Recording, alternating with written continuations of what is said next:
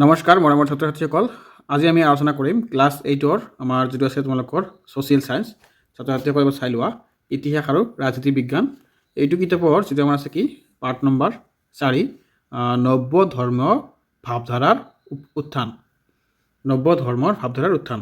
ছাত্ৰ ছাত্ৰীসকল, এইটো পাঠৰ যিবিলাক তোমালোকৰ যিটো ভিতৰুৱা কুৱেশ্যন আছে এইখিনি মই তোমালোকক দৰাই দিম আৰু ইয়াৰ পাৰ্ট ভিত্তিক যিখিনি কুৱেশ্যন আছে অনুশীলন থকা সেইখিনি কুৱেশ্যন মই তোমালোকক কৈ আছোঁ। তোমালোকে ভিডিঅ'টো স্কিপ নকৰাকৈ চাই থাকা। আমাৰ প্ৰথমতে তোমালোকে পেজ নম্বৰ 40 গ'লে পাবা। ইয়াত কি দি আছে তোমালোকে এইটো এবাৰ চাই লোৱা। এইটো এনচাৰ আমাৰ ইম্পৰ্টেণ্ট হয়, তোমালোকে চাবা এবাৰ। কোৱেশ্যনটো কি দিছে আমাৰ ইয়াত, ভগৱানৰ লগত মানৱ আত্মাৰ মিলন, ঈশ্বৰৰ প্ৰতি আঘাত প্ৰেম তথা ভক্তিৰ ওপৰত গুৰুত্ব দি মহাপুৰুষসকলে যি মতবাদ সৃষ্টি কৰিছিল সেয়াই ভক্তিবাদ। যদি তোমালোকৰ কুৱেশ্যন আহে যে ভক্তিবাদ বুলিলে কি বুজা, তোমালোকে এইটো লিখি দিবা। এইটো লিখিলে হৈ যাব তোমালোকৰ এনচাৰ। তাৰপিছত তোমালোকে কি কৰিবা, ইফালে আহা। পেজ নম্বৰ কিমান আছে আমাৰ, পেজ নম্বৰ দি আছে 41। পেজ নম্বৰ 41ত চোৱা, ইয়াত কি দিছে, ঈশ্বৰৰ প্ৰতি থকা শ্ৰদ্ধাকে কেৱল ভক্তি বুলি নাভাবি ঈশ্বৰক শক্তিৰ উপাসনাৰ মাধ্যমেৰে সমাজ সংস্কাৰ কৰি সৰ্বসাধাৰণ সকলো প্ৰকাৰৰ কল্যাণ সাধন কৰা কাৰ্যকো ভক্তিৰ অন্তৰ্ভুক্ত বুলি বিবেচনা কৰা হয়। তোমালোকে এইটো চাই লোৱা, এইটোও আমাৰ ইম্পৰ্টেণ্ট আছে। তাৰপিছত তোমালোকে ডাইৰেক্ট আহা পেজ নম্বৰ 43। পেজ নম্বৰ 43ত গ'লে ইয়াতে পাবা এটা কুৱেশ্যন। ইয়াত কি কৈছে তোমালোকে চোৱা, উত্তৰ ভাৰতত নব্য ভক্তিবাদৰ গৰিয়াল আছিল ৰামানন্দ নামৰ এগৰাকী দাৰ্শনিক আৰু সমাজ সংস্কাৰক। তোমালোকে এইটো জানি ল'ব, ইয়াৰ পৰা তোমালোকৰ এক্সামত আহে। তাৰপিছত তোমালোকে পঢ়িবা কি, মই তোমালোকক কৈ আছোঁ। ইয়াত কি আছে ইম্পৰ্টেণ্ট, ইয়াত চোৱা, খালী ঠাইখিনি মই লৈ আহিছোঁ তোমালোকৰ কাৰণে। খালী ঠাইখিনি ইয়াৰ পৰা লিখি ল'বা। ইয়াত যেনেকুৱা দি আছে আমাৰ শংকৰাচাৰ্য আছিল দেশ, এই দেশত তোমালোকে লিখিবা অবৈধবাদ। তাৰপিছত লিখিবা খ্ৰীষ্টীয় অষ্টমৰ পৰা ভাৰতত ইছলাম ধৰ্মাৱলম্বী তুৰ্কী আফগানসকলৰ আৱিৰ্ভাৱ ঘটিছিল। তাৰপিছত ঘ নম্বৰটো লিখিবা তোমালোকে শ্ৰীৰামচন্দ্ৰ, আৰু ঘ নম্বৰটো লিখিবা বাল্মীকিৰ অৱতাৰ, আৰু ঙ নম্বৰটো লিখিবা কি দোহা। ছাত্ৰ ছাত্ৰীসকল, ইয়াতে তোমালোকে পাই গ'লা খালী ঠাইখিনি। কিন্তু তোমালোকৰ যিবিলাক এইবিলাক যে কুৱেশ্যন আছে, যেনেকুৱা ইয়াত কি দি আছে, উত্তৰত চোৱা কি দিছে, ভক্তিবাদ বুলিলে কি বুজা, ভক্তিবাদ আন্দোলনৰ গঢ়ি উঠাৰ দুটা কাৰণ কি কি, গ নম্বৰ দিব্য প্ৰবম্বম কি, তাৰপিছত ঘ নম্বৰত কি দিছে আমাৰ উত্তৰ ভাৰতত ভক্তি আন্দোলনৰ গুৰি ধৰোঁতা 4গৰাকী ব্যক্তিৰ নাম লিখা। ঙ নম্বৰ দিছে কি শংকৰদেৱৰ মতে মানুহে কেনেকৈ মুক্তি লাভ কৰিব পাৰে। ছাত্ৰ ছাত্ৰীসকল, তোমালোকে টেনশ্যন নকৰিবা, এইবিলাকৰ কুৱেশ্যন মই এইটো ভিডিঅ'ৰে শেষত লৈ আহিছোঁ। তোমালোকে ভিডিঅ'টো জাষ্ট স্কিপ নকৰিবা, চাই থাকা, সকলোখিনি এইটো ভিডিঅ'তে পাই যাবা। তাৰপিছত চোৱা, ইয়াত দিছে কি চমুটোকাখিনি তোমালোকে চোৱা। ইয়াত কি কৈছে, শংকৰাচাৰ্য, জ্ঞানদেৱ, ৰামানন্দ, নানক আৰু মীৰা বাই। এই চমুটোকাখিনি মই লৈ আহিছোঁ। আৰু ইয়াত চোৱা 4, 5, 6, 7, 8, 9 এইবিলাক কুৱেশ্যন মই অতি সহজ আৰু অতি চমুকৈ তোমালোকৰ কাৰণে লৈ আহিছোঁ। ভিডিঅ'টো স্কিপ নকৰাকৈ চাই থাকিবা। ছাত্ৰ ছাত্ৰীসকল, এতিয়া আহা তোমালোকে এই পাৰ্টটোৰ 2 মাৰ্কছৰখিনি আৰু 3 মাৰ্কছৰ কুৱেশ্যনখিনি। অষ্টম শ্ৰেণীৰ পাঠ্যপুথি ইতিহাস আৰু ৰাজনীতি বিজ্ঞানৰ অধ্যায় নম্বৰ আমাৰ কি 4, নব্য ধৰ্মীয় ভাৱধাৰাৰ উত্থান। ছাত্ৰ ছাত্ৰীসকল, এইটো পাৰ্ট তোমালোকে ভালকৈ চোৱা। মই আগতে দি দিছোঁ যিমানখিনি পাৰোঁ ভিতৰুৱা কুৱেশ্যন। এতিয়া তোমালোকে চোৱা ইয়াৰ লং কুৱেশ্যনখিনি, যেনেকুৱা ক নম্বৰত দি আছে কি ভক্তিবাদ বুলিলে কি বুজা। ছাত্ৰ ছাত্ৰীসকল, তোমালোকে ইয়াতে ভয় নাখাবা, এইটো কুৱেশ্যন ডাঙৰ আছে অলপ, কিন্তু মই ইয়াতে যিমানখিনি লাগে সেইখিনি তোমালোকক কৈ দিম। তোমালোকে তাৰ পৰা লিখি ৰাখি দিবা কিতাপ কপিত আৰু মুখস্থ কৰি ল'বা।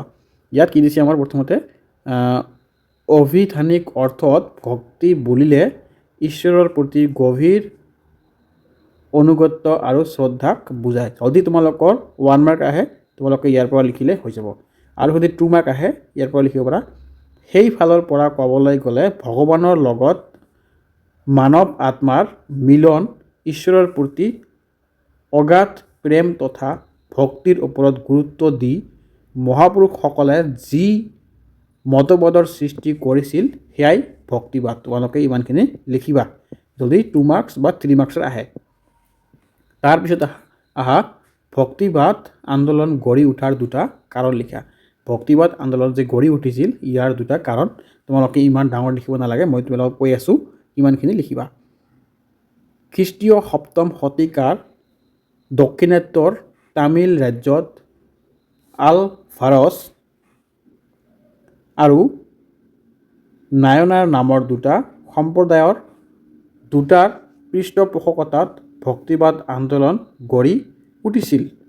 এই দুয়োটা সম্প্ৰদায়ে তেওঁলোকৰ ভক্তিবাদী চিন্তাধাৰাত ঈশ্বৰৰ প্ৰতি থকা শ্ৰদ্ধাকে কেৱল ভক্তি বুলি নাভাবি ঐশ্বৰিক শক্তি উপাসনাৰ মাধ্যমেৰে সমাজ সংস্কাৰ কৰি সৰ্বসাধাৰণৰ সকলো প্ৰকাৰৰ কল্যাণ সাধনত গুৰুত্ব দিছিল।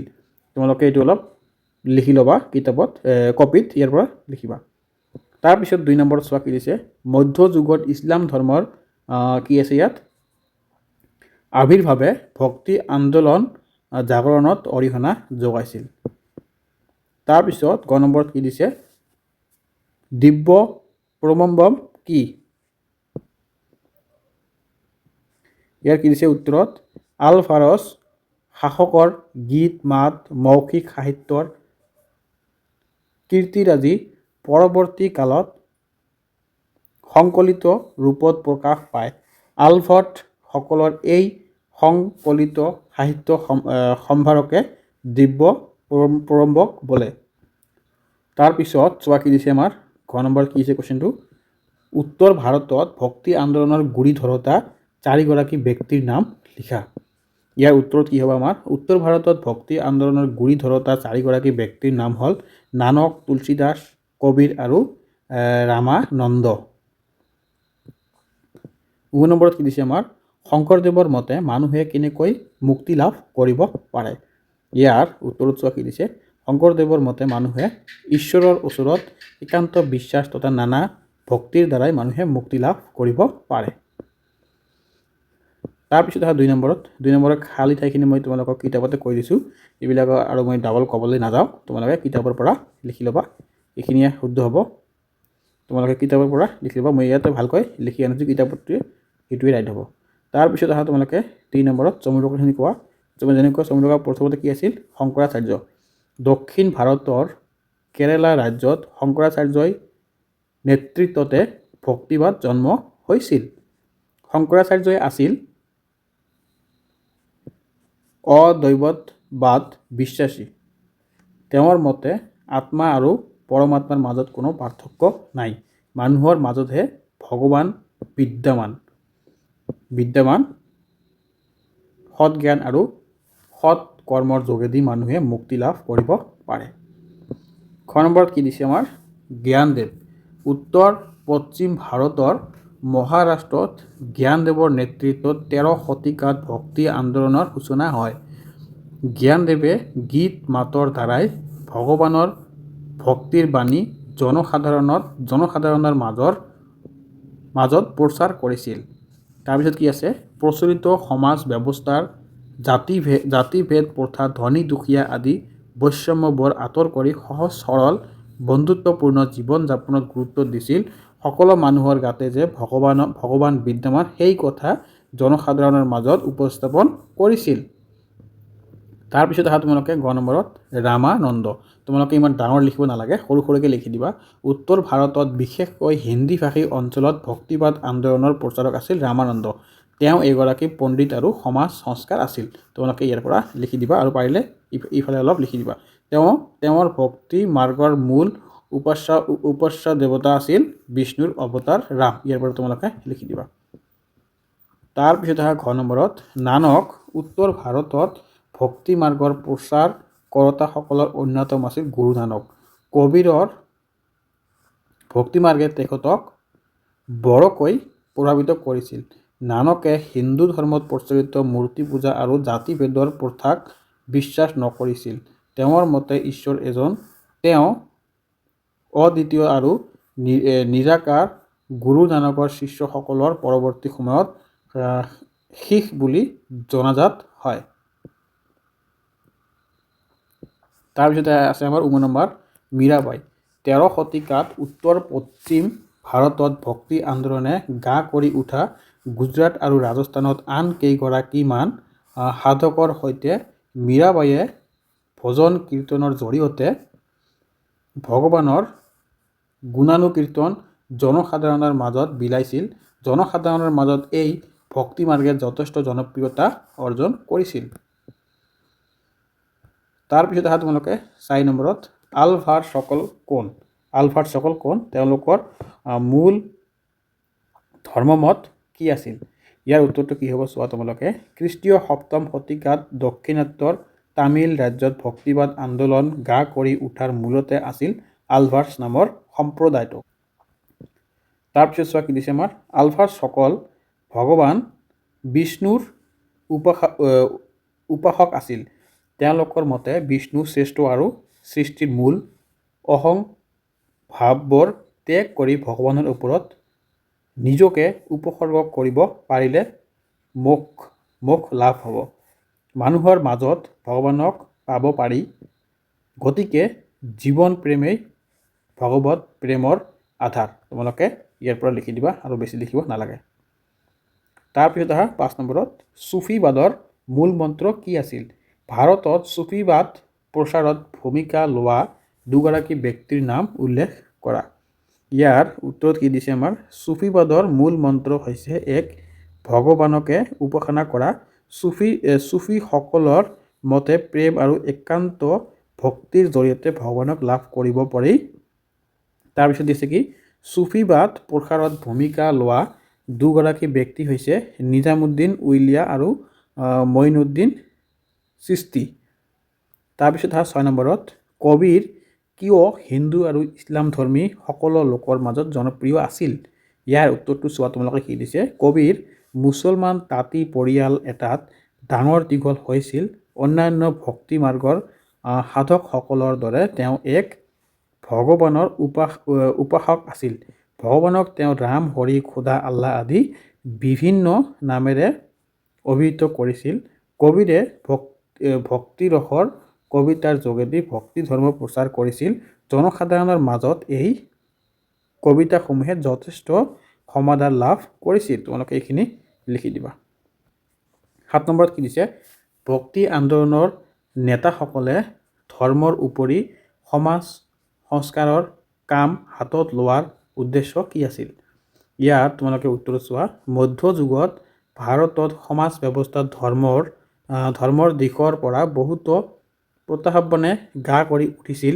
বিশেষকৈ হিন্দু ধৰ্মৰ কঠোৰ নীতি নিয়ম, জাতি ভেদ প্ৰথা, উচ্চ নীচ, ধনী দুখীয়াৰ পাৰ্থক্যই সমাজৰ নিম্ন শ্ৰেণীৰ লোকক বাৰুকৈয়ে অতিষ্ঠ কৰি তুলিছিল। তেওঁলোকে ইয়াৰ পৰা মুক্তি বিচাৰিছিল। জনসাধাৰণক এই ধৰ্মীয়